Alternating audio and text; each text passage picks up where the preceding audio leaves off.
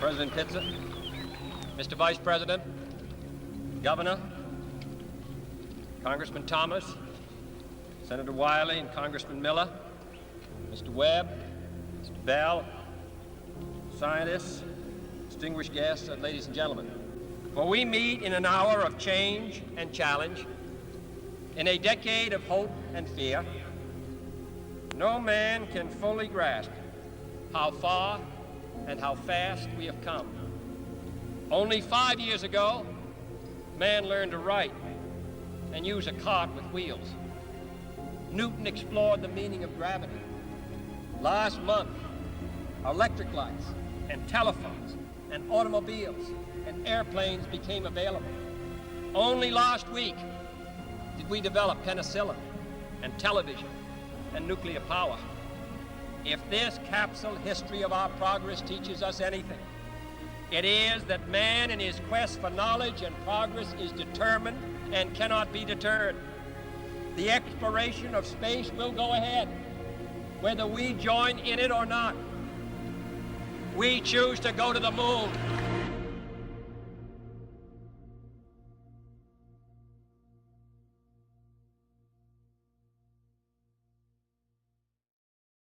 After World War II was over in the mid-20th century, a new intense conflict began, known as the Cold War. This battle was between the world's two great powers of that time, the democratic capitalist United States of America and the communist Soviet Union. And the race was on. But this battle was much more than the missile-based nuclear arms race and race for national security. In the late 1950s, space became the holy grail of these two nations, a dramatic arena of competition, as both nations sought to prove superiority over the other, not just militarily, but in technology, ideology, and by result, proving supremacy in their political economic system. The tensions grew in 1955 as the Americans announced their intention to launch artificial satellites into space.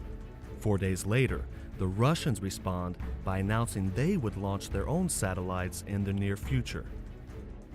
The Soviets struck first, launching Sputnik 1 in 1957, and they even beat the United States to the first human in space, Yuri Gagarin, orbiting above Earth in 1961.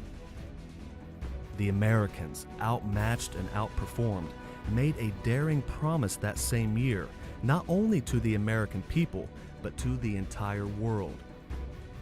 That promise was made by none other than the United States President, John F. Kennedy.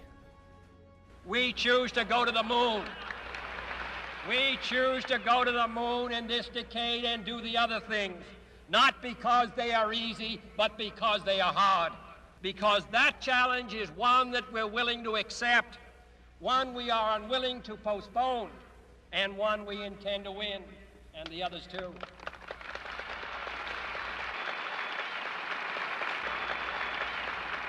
Do all this and do it right, and do it first.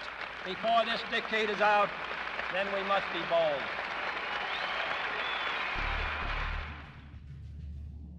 There are few moments in history as defining for a nation and the world as this bold announcement by former U.S. President John F. Kennedy. The promise to put a man on the moon before the decade was over had one small problem though. There was no plan. Even though the NASA Space Agency's administrator had told Kennedy that it was possible, the task of employing the 400,000 people that the Apollo program required, along with the fact that NASA had absolutely no idea how to take a man to the moon and land him safely on it, only added to the immense pressure the American government was facing to undertake such an endeavor. But it had to be done. The feeling worldwide was that the Soviets were way ahead in the space race, and they were right. Only 20 days before Kennedy's speech, NASA had launched Alan Shepard into space, the first American. But unlike Russia's astronaut, who safely orbited above Earth more than a month earlier, Shepard was launched into space like a cannonball. The Americans needed this bold promise from Kennedy, even if it was absolutely crazy at the time, and even if NASA had to start all over from the beginning. And though most believed the task was unachievable, and talks were beginning to surface of postponing or abandoning the mission, President Kennedy made it clear that there would be no postponing, and the Americans intended on winning this race. For years, the Americans worked in secrecy, as did the Russians, and disasters struck both sides, with test launches catching fires in the cabins, killing the likes of Virgil Grissom, Edward White, and Roger Sheffey, all Americans, and even killing Russian astronaut Vladimir Komarov, who actually became the first in-flight spaceflight fatality. But despite the disasters and massive failures by NASA, the deadline set by Kennedy had to be met, and the crew for the American Apollo 11 spaceflight to the moon was selected. Among them, Commander Neil Armstrong, Command Module Pilot Michael Collins, and Lunar Module Pilot Edwin Buzz Aldrin.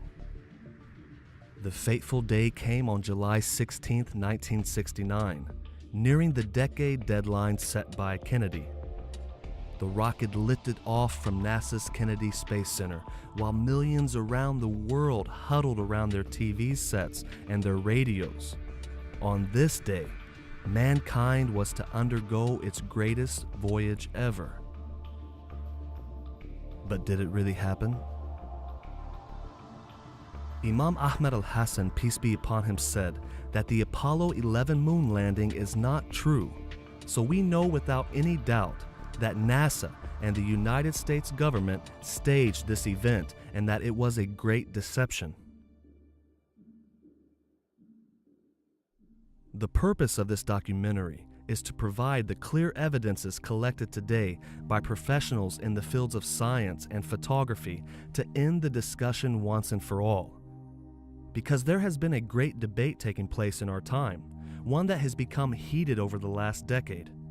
Credible witnesses and proofs have come forward claiming that the moon landing was nothing more than a deceptive, elaborate hoax filmed right here on Earth. Even Hollywood is talking about it through the likes of director Ron Howard and other actors. Michael, hey, thanks for coming down. Just finishing up casting this Andy Griffith show thing. Okay. Wait, hang on a second. You guys finally making that movie? I've been reading about it for like 40 years. Well, it's not a done deal yet, but I want to talk about you. Yeah. Hey, let's go inside the limb. You want to? Wow, is this the one that landed on the moon? On a soundstage. Oh, right, from Apollo 13. No, 1969. I'll tell you about it inside the lamb. It's soundproof in there. And it's a national secret. So, NASA did go to the moon in 71. That one was real. But in 69, they weren't ready. So, they faked the whole thing on the soundstage of Gentle Ben. But why would the American government go to such lengths? How did they pull it off? And what are the evidences proving the Americans did not land on the moon during the Apollo 11 mission in 1969? The images of that day remain throughout time. The words of the first man who supposedly landed on the moon echo still to this day. Ground mass is very fine. I'm going to step off the limb. That's one small step for man, one giant leap for mankind. Oh, that looks beautiful. A false supremacy established by the United States. It may have been easy for the United States to deceive the general public nearly half a century ago, but today they have found themselves in the ever-increasing and daunting task of keeping up with their lie in a time where close scrutiny is made possible by the most common of people. The Americans did not reach the moon before the Russians in 1969. Ahmad Al Hassan confirmed this, and any sound heart reviewing the following evidences will be shocked at their deception. There are just too many proofs to present in this short film, but what will follow is enough for anyone who is seeking the truth.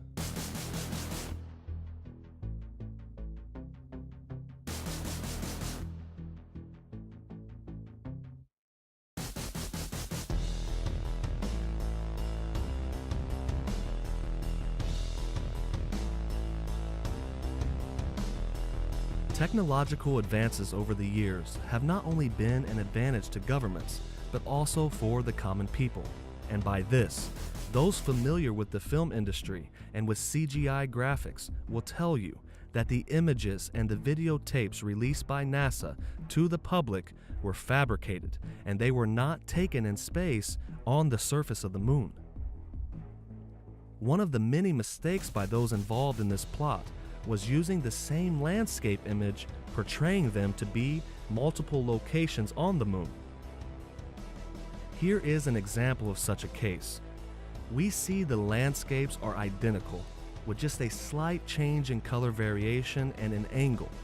However, NASA announced to the public that these photos were in fact two different locations on the moon.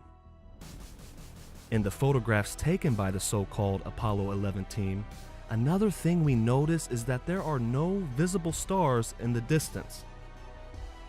Now, there are those who will argue that when you take a photograph here on Earth at night, especially whenever the individual or the setting is lit by an artificial light source, the stars in the night sky will not appear in the photo. However, analysts agree that there is no atmospheric disturbance and that there was not enough lighting to block out the vast, deep space behind the astronauts, which would be filled with immense stars. But for some people, this simple logic would not be enough to conclude the shots were not taken from space. Perhaps the Americans had the technology to pierce the dangers of space, but their budget ran out and they had to get cheaper cameras. And this was a problem for those who believed the moon landing was faked some time ago. They just didn't have the evidence. The fact that no stars appear in the photos would not be a strong proof at all if it were not for the slip of an astronaut himself in the first publicized interview upon their supposed return. When you looked up at the sky, could you actually see the stars and the solar corona in spite of the glare? We were never able to see stars from the lunar surface or on the daylight side of the moon by eye without looking through the optics. I don't recall during the period of time that we were photographing the solar corona what stars we could see. I don't remember seeing any. It's important to point out the extreme guilt, the shame that you can clearly see on their faces and hear in their voices. This was a momentous moment in history, not just for America, but for human beings. These guys were the first great voyagers. They were heroes. Why are they so sad? And at that moment, the second astronaut glanced over in a look that could be taken in no other way than, "What are you thinking?" So which is the truth? How could three astronauts on the surface of the moon have differing accounts of what they saw?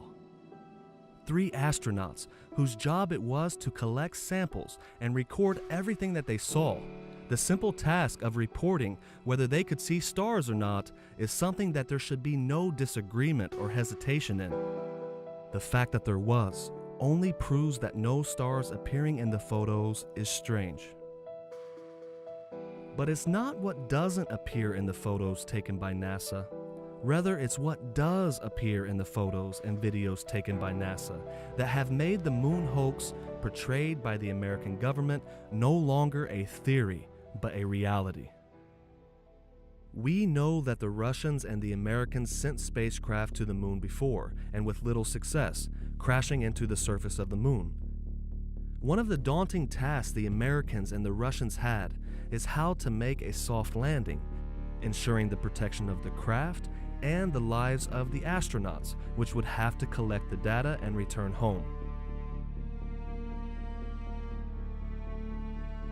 Before the Apollo 11 landing, real NASA scientists and artists believed that the reverse firing of the engine would create a blast crater underneath the lunar module, and that this could cause a great problem for the mission. But when you review the video footage and the image taken, it is clear as the sun, that there is no blast mark whatsoever. Now, NASA and those who try to debunk the claims that they faked the mission say there are no blast marks because the lunar module landed on a rock, and with relatively low pressure due to the gravitational shift. Now, we could debate their scientific arguments, but it's better to expose their lie from their own transmissions. We simply ask, how could the lunar module not make any craters or deep impressions? No matter what force NASA tries to convince the public the lunar module landed on the moon with, the simple truth is they did not land on rock as they claim today. The ground material the astronaut reported back during the filming was said to be soft as powder. Yeah, surface material, powdery. Yes, the surface is fine and powdery. I can pick it up loosely with my toe. It does adhere in fine layers, like powdered charcoal, to the sole and sides of my boots. Although the surface appears to be very, very fine-grained as you get close to it. It's almost like a powder. By the astronaut's own admission, the ground was so soft and so powdery that he could nearly bury his entire foot underneath it. It would be impossible for the lunar module not to make a deeper impression or scatter the dust in a larger radius. But in another take of the video, the director made sure that that angle was covered too. Ground mass is very fine. Descent engine did not leave a crater of any size. It has about 1 foot clearance on the ground. We're essentially on a very level place here. I can see some evidence of rays emanating from the descent engine, but very insignificant amount. During this filming, recordings reported the lunar module coming in harder than they lead people to believe today. But whether there is a crater impression now is irrelevant. What is near comical to those in the film industry is the terrible quality and editing to make this event appear real. And pitch, -9er, yaw, +18. Roger, you're a go to continue power descent. You're a go to continue power descent. Altitude now 21,000 feet, still looking very good. Velocity down now to 1,200 feet per second. You're looking great to us, Eagle. Give us a reading on the 1202 program alarm. Roger, we got you. We're going at alarm. Good radar data. We're now in the approach phase, everything looking good. Altitude 4,200. Houston, you're a go for landing, over.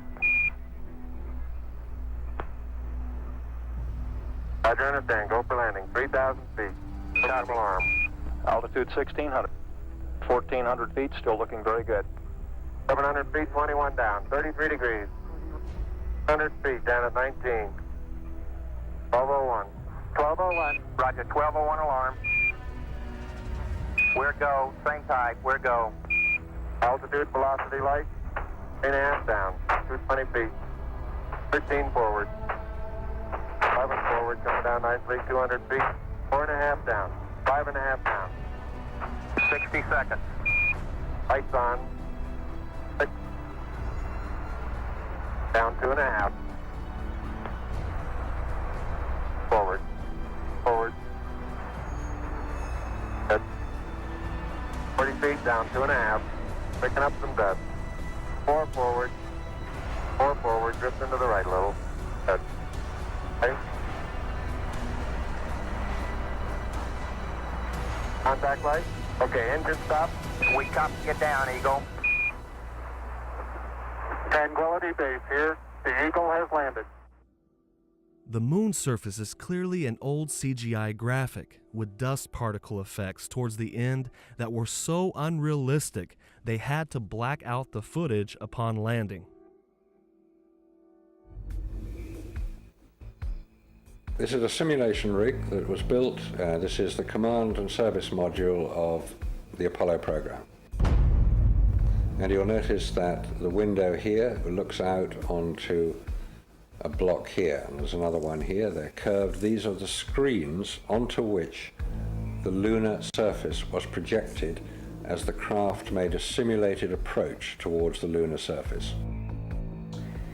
Is what we're seeing a mixture of fact and fiction? It is fact, it is fiction. It's mixed together. It's hard to separate them until you examine it closely.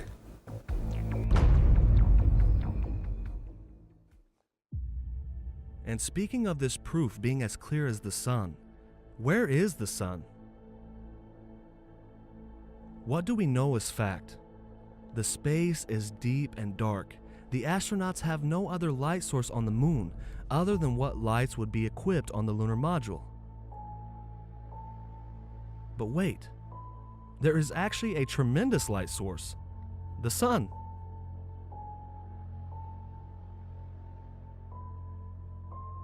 Every side of the moon experiences night and day, but the days and nights on the moon are much longer than here on Earth. Of course, NASA had a difficult time figuring out which lighting would be more realistic to the people. If one wants to argue that they landed during the night period, then they are against themselves, because in some images they portray sun lighting the surface. If some want to claim that the sun was out during the mission, they are against themselves, because it doesn't answer the images where it is completely dark, except for the lighting being used to film. At this point, I know it still may be very hard for some of you. The idea that all of this was staged and filmed here on Earth by NASA and the American government can be a difficult thing to take in.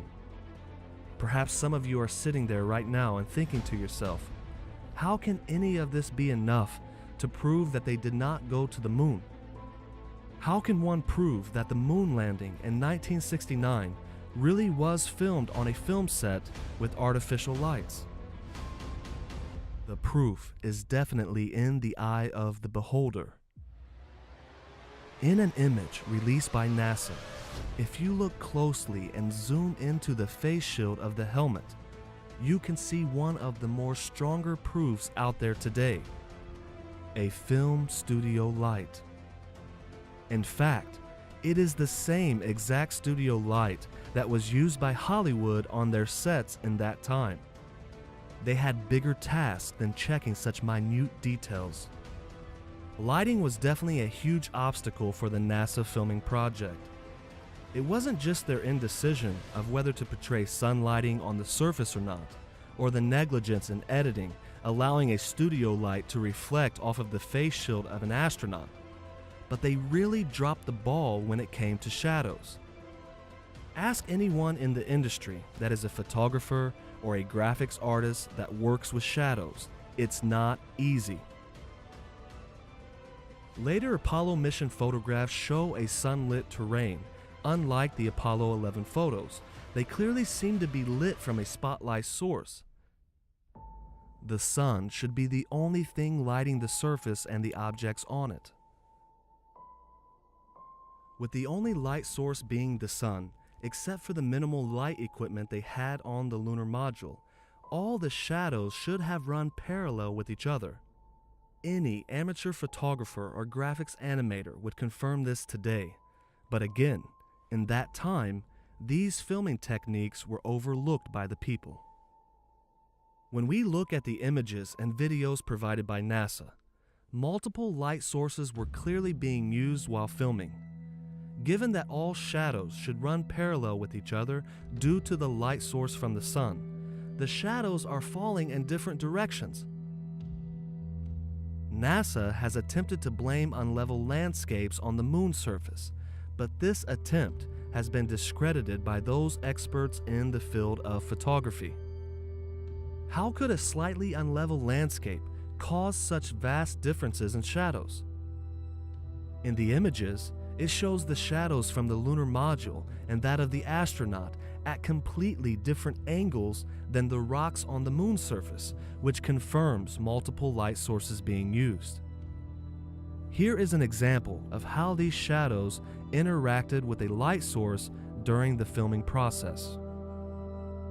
Now let's look at some more inconsistencies in the shadows present in the Apollo imagery. These variations in shadow length are consistent with moving away from or nearer to a large superlight placed close to the subject. Here again is Apollo 11. This time it's Armstrong and Aldrin standing together. But their two shadows grow to completely different lengths. The nearer one of them moves towards the light source, the longer their shadow becomes. Such an effect has nothing to do with their relative heights and everything to do with moving to and from a superlight. Remember, the landing site was supposed to have been on flat terrain, the Sea of Tranquility. Consider carefully the difference in lengths of these two shadows. To show that this effect is consistent with moving towards or away from an artificial light source, this is how an artificial superlight might have been assembled, comprising a large number of individual light panels creating a single ultra-powerful source.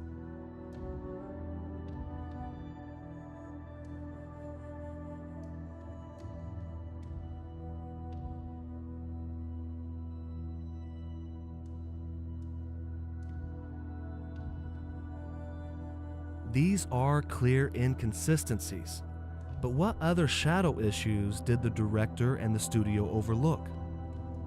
The Apollo 11 photographs have a ton of inconsistencies, not the least of which is this spotlight effect we can see here. If you play with the brightness a little bit, it accentuates the fact that the guy is standing in a circle of light. In more than one photograph.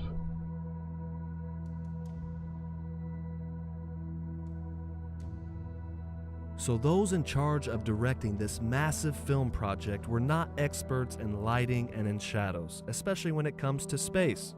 How could they be? No man had been in space till that time. And this project definitely seemed rushed, as the Americans knew the Russians were on the doorstep of sending a real man into space. But the cold hard fact is that the director of the film and those overseeing the editing project forgot such minor details, and the truth is in the details. One of the most famous rocks in all the world these days is known as the Sea Rock. And we are not talking about a rock from the sea, but a rock which literally has the letter C written on it. Those defending NASA have tried to say that there was a hair or a fiber on the print when the film was made. But looking at the picture even closer, it is clearly marked with a letter C. And it is known in the film industry that large studio sets are filled with props, all marked with letters and numbers. And it has become clear that these rocks were marked for a reason, to lay out in the most natural design as possible. The carelessness of those involved resulted in the side of the rock with the letter C being face up. One of the first pieces of evidence to come forward that the 1969 Apollo 11 moon landing was a hoax was the well-known scene of the astronauts piercing the moon with the American flag. It really is. Oh, geez, that's great. Is the lighting halfway decent? Yes, indeed. They've got the flag up now, and you can see the stars and stripes on the lunar surface. There is one big problem, though, with this scene. There is no wind on the moon.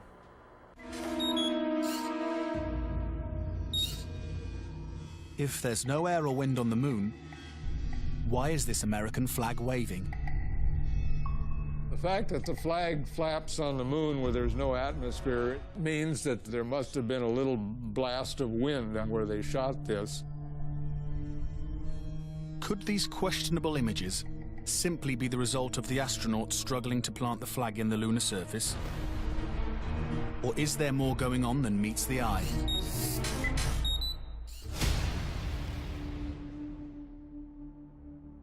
And with NASA's own statement of the flag waving when Armstrong pushed it into the ground is not consistent with its many movements and its ripple effect. The flag waved due to a gust of air, either artificially or from an outside source. Because if we were to believe that the flag rippled due to force, then what explains the flag waving back and forth and even upwards while attempting to place the flag in the ground? One thing is for sure, gravity definitely played a key factor in this film. It had to, it took place in space. How could the filmmaker in that time, with little advancements in graphics and in editing, such as all the software and programs that are present today, give the effect of gravity on the moon? And does it provide yet even more evidence that the landing was faked? The answer, quite simply, yes. The editors simply slowed down the footage to 50%. If anyone were to insert the Apollo 11 footage in an editing program and speed the clip up, you can see that the actors are moving normally with no effects from any gravity. But how could they produce the effect of being lifted up and being weightless? Well, how do they create that effect in movies today? Cables. And might I say, they do a much better job today in hiding the cables. This by far is one of the most clear and condemning proofs. Cables can be seen in both the Apollo 14, 16, and Apollo 17 footages.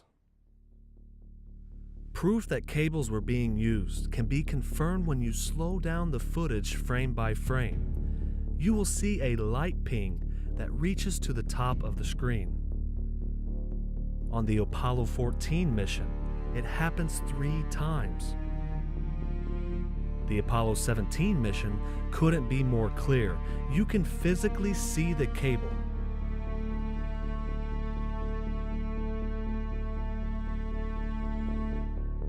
And on the Apollo 16 footage, you can see the astronaut being lifted up by a cable before his fellow astronaut could assist him.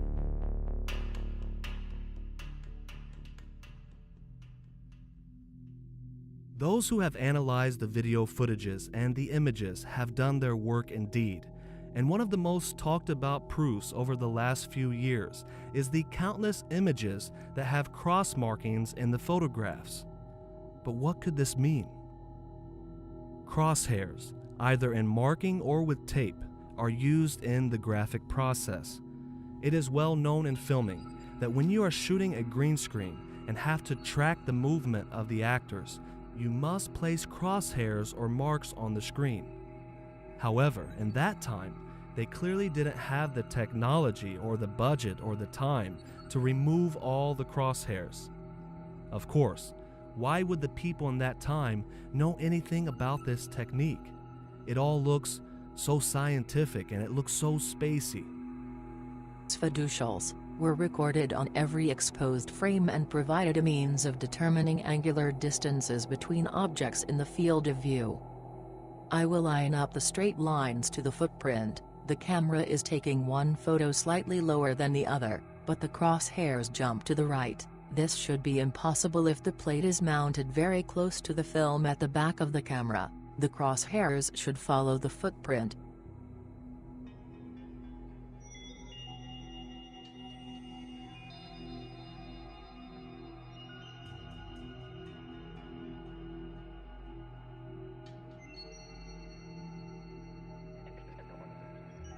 It has only been recently that all these proofs have surfaced. Again, an amateur in this field can notice this terrible work. And speaking of terrible works in the graphic editing, check out this next clip of a module docking.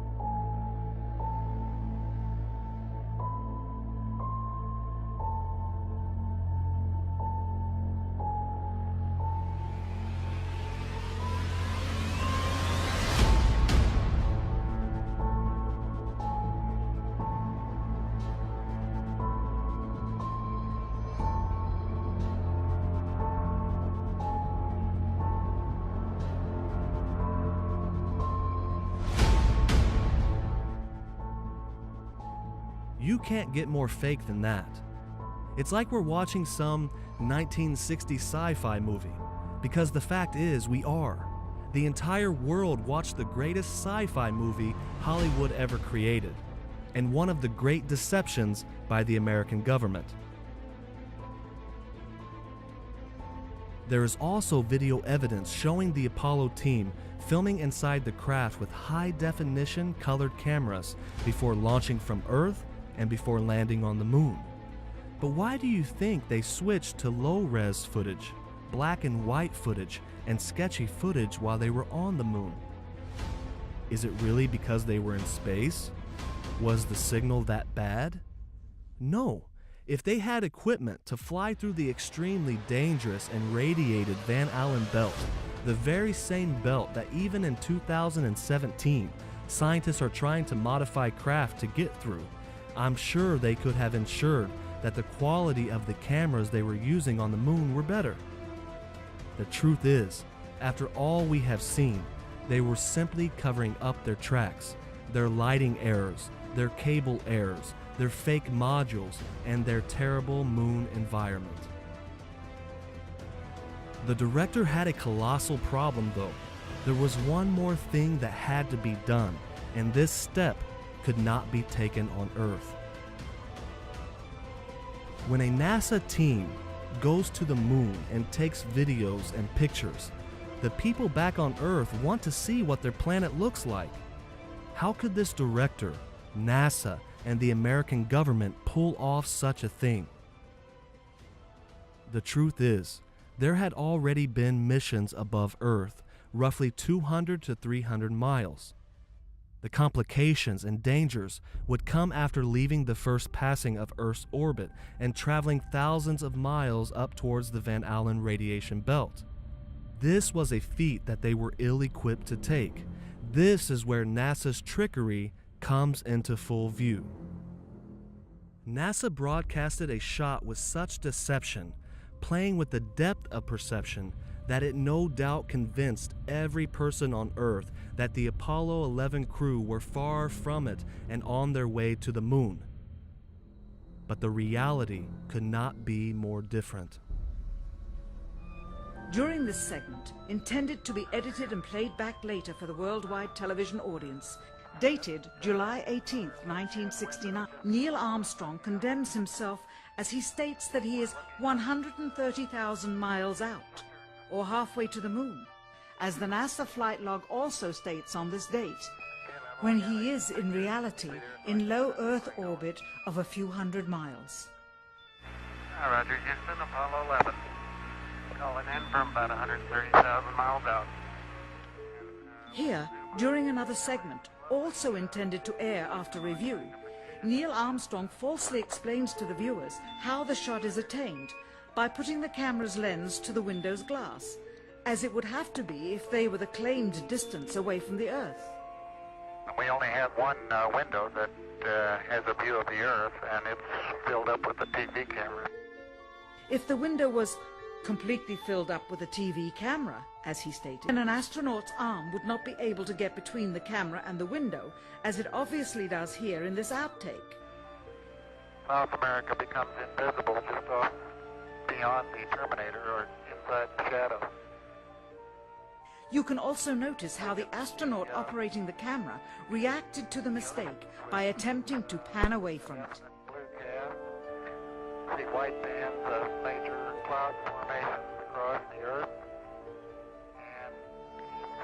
This is a segment that they believed wasn't even being recorded, much less suitable for broadcast, for the lens was being zoomed out and the scene was being changed to that of an interior of the astronauts at work, and apparently the stop button popped back up on the recorder without notice. Here is the diffused work light that they used to see camera controls, but not throw light onto the spacecraft's wall. Here they remove part of the crescent insert.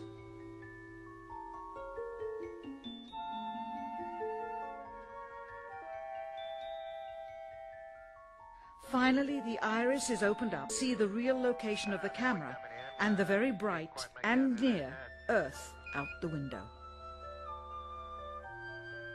Here is the slate for the 19th of July. And the same shot of trickery on the 19th of July. And then the 20th. And the same misleading shot on the 20th. Later that evening, they were said to be walking on the moon. How can this be when they were in Earth orbit only 9 hours earlier, and the moon is some 3 days' journey away? Furthermore, if they genuinely went to the moon, why would they be faking any part of it? Why this trickery with the window? By faking being halfway to the moon, it becomes apparent that they did so because they could not even go halfway. On the 25th anniversary of the event in 1994, Neil Armstrong made a rare public appearance and held back tears as he spoke these brief cryptic remarks before the next generation of taxpayers. Today we have with us a group of students among America's best. To you we say, we have only completed a beginning. We leave you, that is, undone. There are great ideas undiscovered, breakthroughs available to those who can remove one of truth's protective layers. Unbelievable. NASA's deceptions and trickery. They have deceived a world for nearly 47 years. But the truth has become known, and in its right time, and this is not the only evil NASA has committed. It has become clear for millions around the world that the United States forged one of the greatest moments in human history in order to establish supremacy over the Russians. And glad tidings and good news to you all, for all of you who work so hard to prove the lies and the deception of NASA and the United States government. Imam Ahmad Al Hassan, peace be upon him, today has confirmed that the 1969 Apollo 11 landing was faked. Why don't you swear on the Bible that you walked on the moon? Why don't you swear on the Bible that you walked on the moon? You're the one who said you walked on the moon when you didn't. Calling the kettle black, if I ever thought of it. Saying I misrepresented myself. Away from me. You're a coward and a liar and a...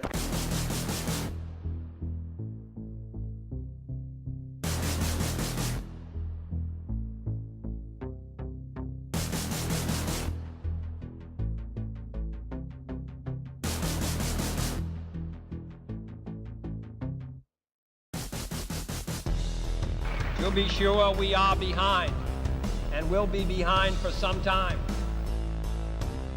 I don't recall during the period of time that we were photographing the solar pearl what stars we could see. I don't remember seeing any.